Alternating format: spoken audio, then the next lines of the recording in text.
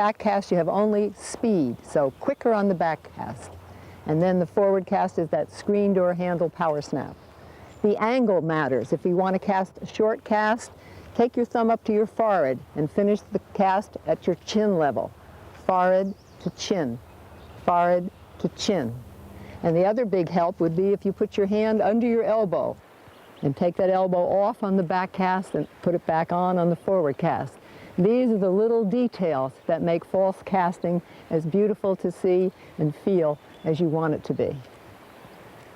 As you lengthen line, you will have to add a little length to your stroke. You have to wait a little longer on the back cast for it to unroll. Use a little more force, a little more speed as that line lengthens. And you need to be able to cast perhaps 40 to 45 feet, so you must learn how to false cast.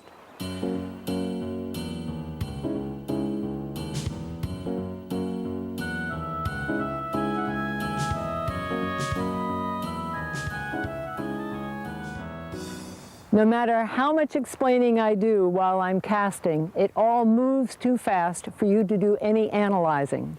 And so I have figured out that if we tilt it over to a horizontal plane and lay it out on the grass, you'll be able to see the parts of the cast. I've put two targets out 90 degrees off the rod tip, and they can be anything, a rock, a book, a jacket, whatever you like, just to give you a reference. This form represents the parts of the cast. First section would be the loading move, the second section the power snap, and the third section follow through in both directions. The heart of the cast is the power snap because that forms the loop and determines exactly where your line is going to unroll. And the power snap is all you need for very short casts, perhaps up to 35 or 40 feet. But when we have longer lines and just power snap, now that move is too short and sudden and we get tangles and a tailing loop is caused that way. So that power snap is not sufficient, and as our line lengthens, we must include more in the stroke. And what we're going to include is a loading move, get everything started in the same direction, rod, line, leader, and fly, then power snap, and then follow through.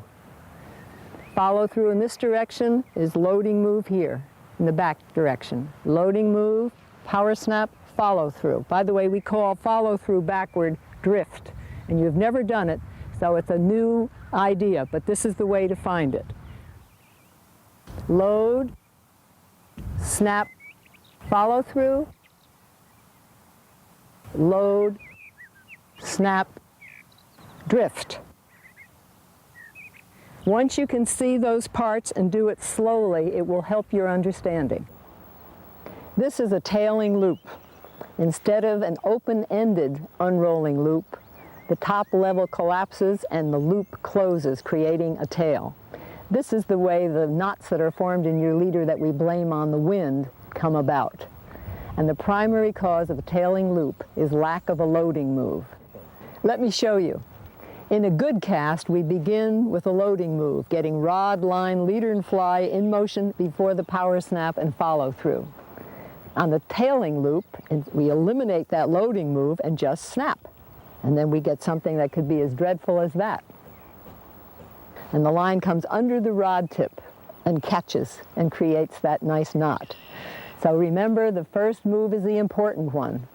Move it before you snap it, and then the rest will be easy. Now, there are other things we can see in this horizontal plane. And the first one of interest is the stroke length. How many inches does your hand have to travel to make a good cast?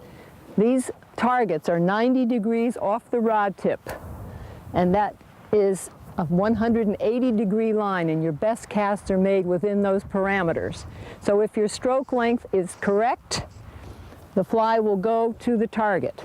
If your stroke length is too long, it will go behind the target.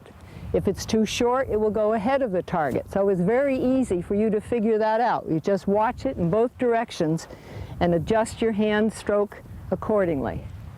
Now you can also see timing.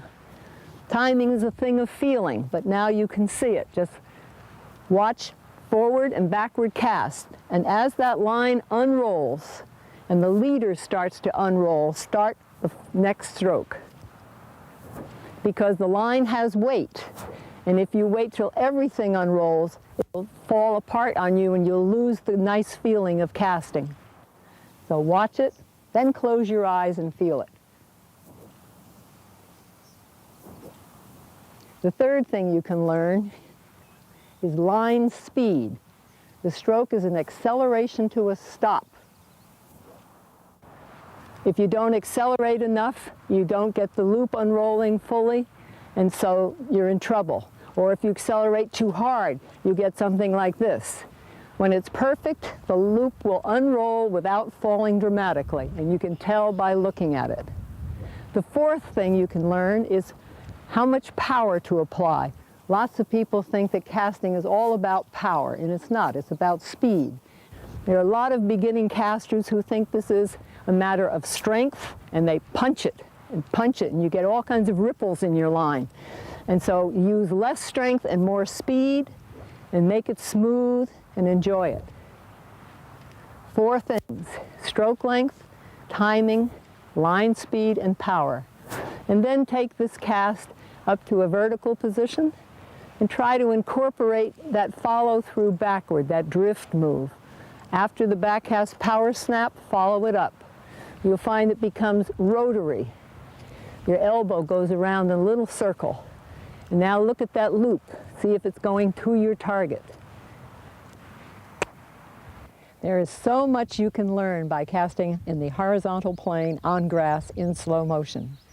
You can see stroke length, timing, line speed, and power, in addition to seeing each segment of the cast one after the other in slow motion.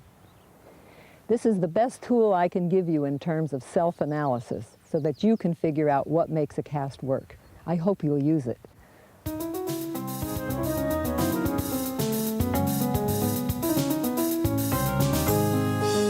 In order to cope with all of the obstacles that Mother Nature throws at us in the form of wind or trees in the wrong place, we have to be able to cast from horizontal on the right to nearly horizontal on the left. And it's really quite easy. It's just a rotation of the elbow. If it's a forehand side, then the elbow stays in close. When you get to horizontal, the palm will be up. If it's backhand, the elbow raises. As the rod angle gets lower, the elbow gets higher. But keep your hand above your eye level for perfect eye-hand target coordination. I'll demonstrate on these bushes. Imagine a clock face. And when I cast vertically, I'm at 12 o'clock. Now to go to 1 o'clock, angle the rod, elbow stays close. 2 o'clock, a little lower. And at 3, my palm is up, elbow close. On the backhand side from 12, the elbow lifts, 11, 10, 9. And the lower the angle, the more sure you want to put that hand just above your eye level. Knowing this, you'll be able to handle all kinds of conditions. This is an on-the-stream situation where overhanging branches and rock walls require a backhand low-angle cast.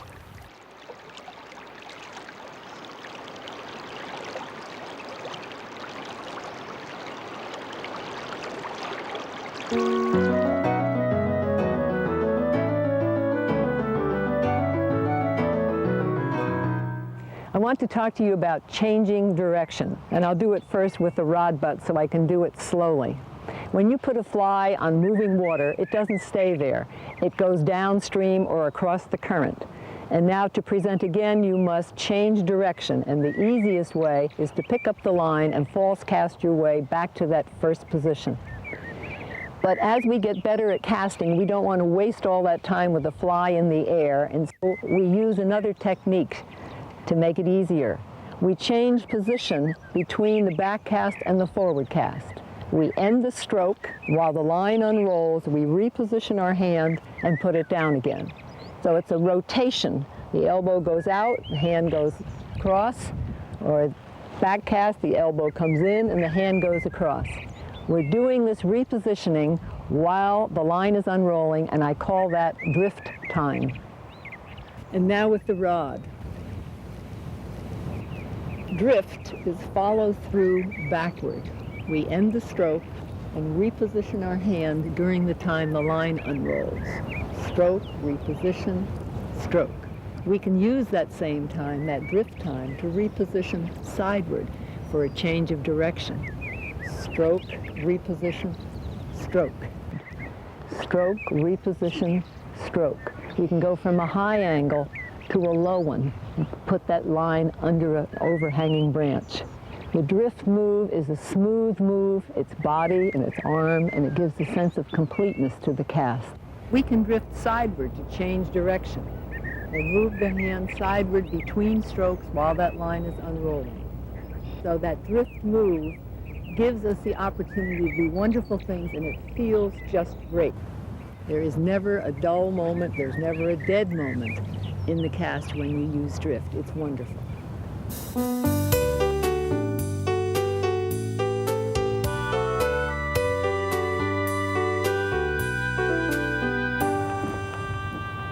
Hand tension is a major factor in whether or not we can make the hundreds of casts that are sometimes necessary in a long day's fishing.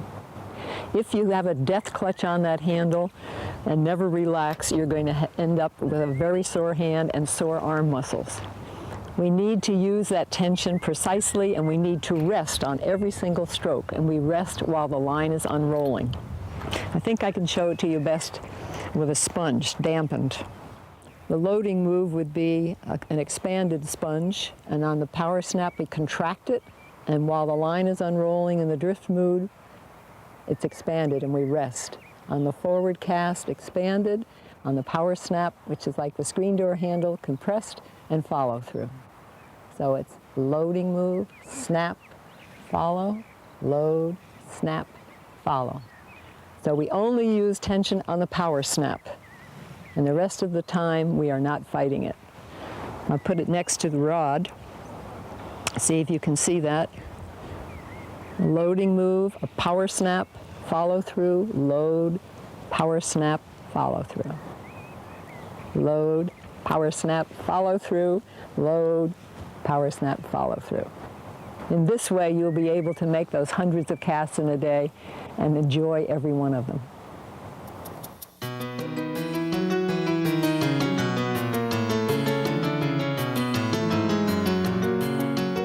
You'll be a better fly fisherman if you can understand the design of your fly line. These are the basic designs. As you look at this page, you would attach your leader on the left side, and all of these lines are about 90 feet long. The first is a level line. It has a constant diameter throughout its entire length, and it does not lend itself well to delicate presentations. The double taper is the traditional trout fisherman's line. It begins with an 8 to 10 foot tapered section, and then has a constant diameter belly, as we call it, for 70 feet, followed by a second taper. The next two designs are called weight forwards because all of the weight is concentrated at the front end of the line. The traditional weight forward line is 30 feet of weight. It has a shorter taper than the double taper, 6 to 8 feet, followed by a level belly. Then there's a back taper and shooting line, which is finer diametered. The triangle taper was designed by my late husband, Wulff. This doesn't have a belly. It's a single continuous taper for the length of its weighted section, starting with a small diameter and getting larger and larger and larger. It too has a back taper and a fine diameter shooting line. These two weight forward lines will enable you to reach your longest distances with a minimum number of false casts. Marking your lines is the way to make the best use of those weight forward designs. This is a triangle taper, and I'll just strip out the weight forward section of it and show you what I'm talking about.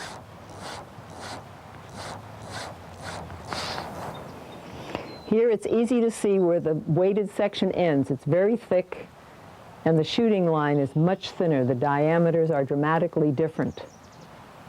And so you put a mark at the beginning of that shooting line with a waterproof marker. And then when you're making long casts, one after the other, you need only retrieve that shooting line until that mark is at your rod tip. You pick that weighted section off the water, and make a forward cast and shoot the rest. It's magic. Another marking you might want to make is for weight at the front end of the line next to the leader connection. If it's a 5-weight line, put 5 dots on it. A 6-weight line, 6 dots. Whatever system you'd like, and then you'll always know what line weight you have, especially when that little label the manufacturer includes falls off your reel. I hope these little tips will be helpful to you.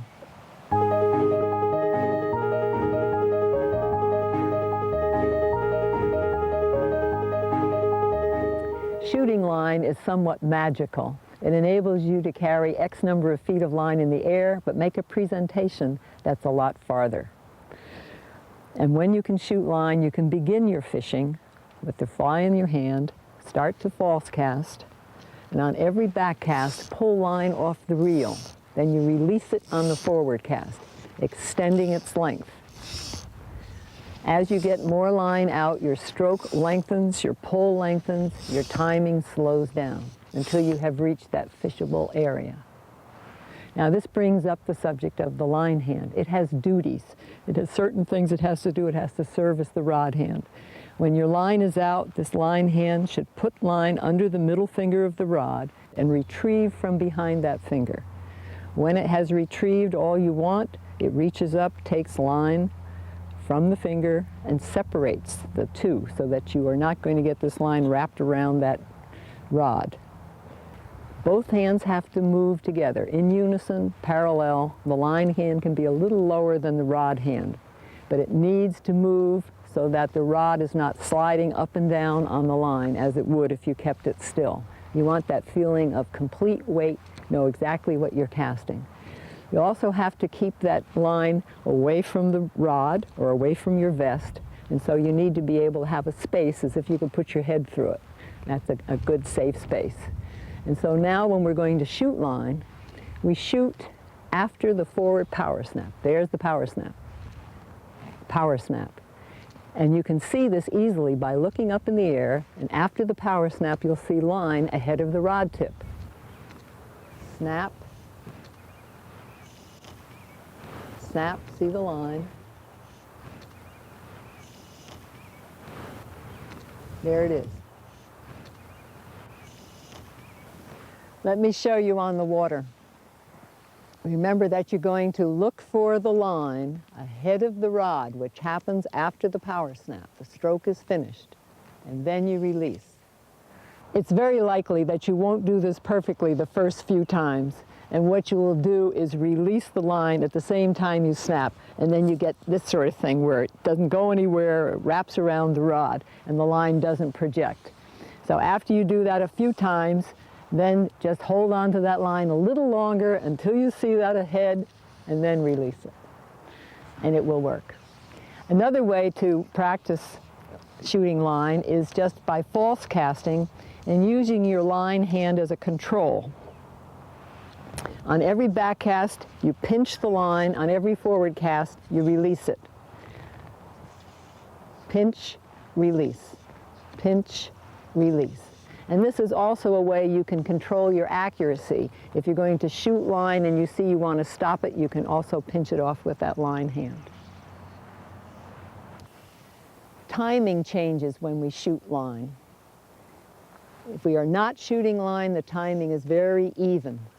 But when we're going to shoot line, we need to energize that rod for the extra line that's going to be shot. And so we go extra hard back, wait a second, and then a little extra energy forward.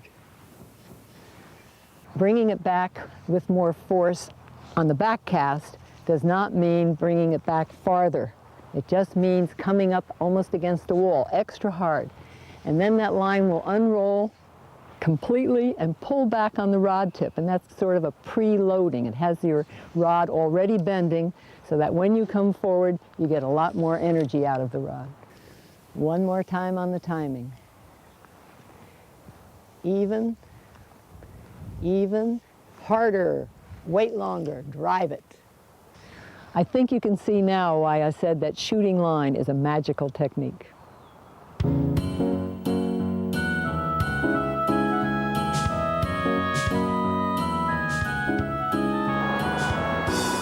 A dry fly fisherman has to be aware of what we call drag.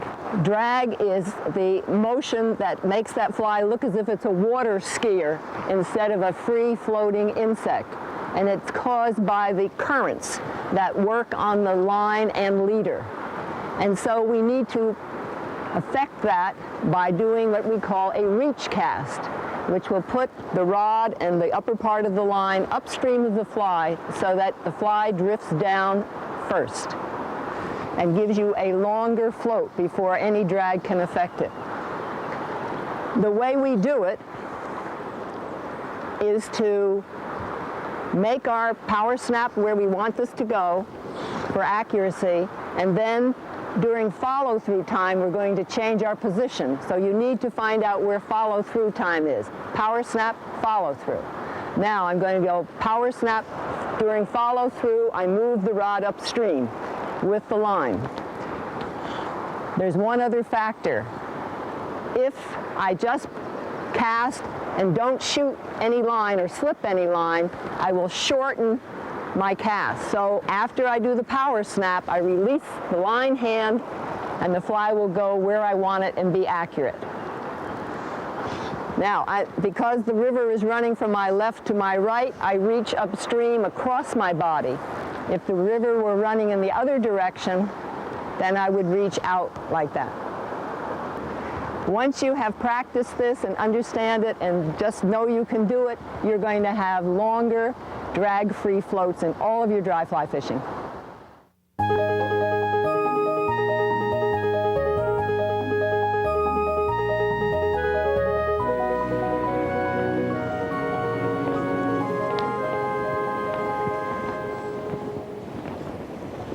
This is an oval cast technique. I learned it from Wulff, who developed it for using short 6-foot rods. But with long rods, we can take advantage of it. If you have a heavy, air-resistant bug, or if you're in deep water with a rocky shore behind you, where you might hit your fly on it, it's a really good technique because the line goes under the rod tip, and as the line and leader unroll, they're riding up. In our traditional cast, the line and leader unroll downward. And so when you need it, when you need that line and leader to go in a different direction, the oval really helps. Now, the way we do it is to adjust the power snap. On the standard power snap, we make a straight one, directly straight, but on the oval, we're going to curve it. My hand is going to move in a shallow curve from one point to another, like this. And that makes the line come in under the rod tip. Then it rides up, we drift up, and the forward cast is just a standard, traditional forward cast, straight line cast. So a curving power snap on the back cast, and straight power snap on the forward cast. It's easy to learn because it's circular. A circle is an easy path to follow. Spend a little time with this, and you'll find it will solve problems that standard casting doesn't solve.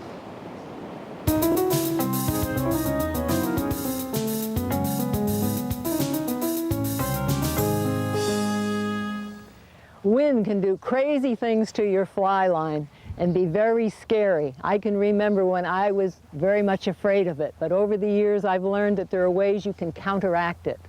I'd like to just pass by you winds from the 4 quarters, in front of you, to the side, behind you, and to the other side, and suggest ways of dealing with that.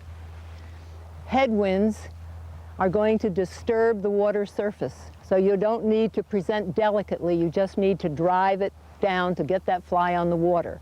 And so crouching and getting low is very helpful. And over your head is fine because you are strongest in that forward chopping position. Don't take that rod back any farther than vertical so that you don't have to fight the wind on your forward cast.